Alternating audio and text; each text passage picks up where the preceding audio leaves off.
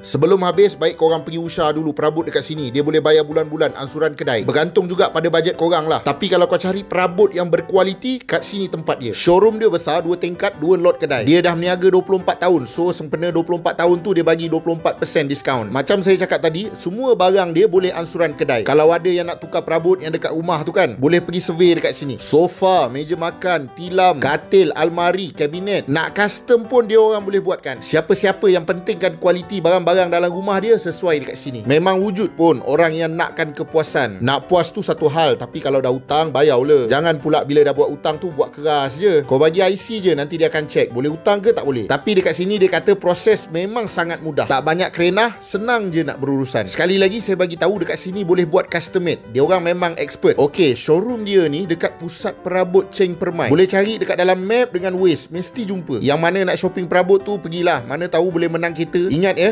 Pusat Perabot Cheng Permai. Boleh ansuran mudah atas kedai. Okey, bye.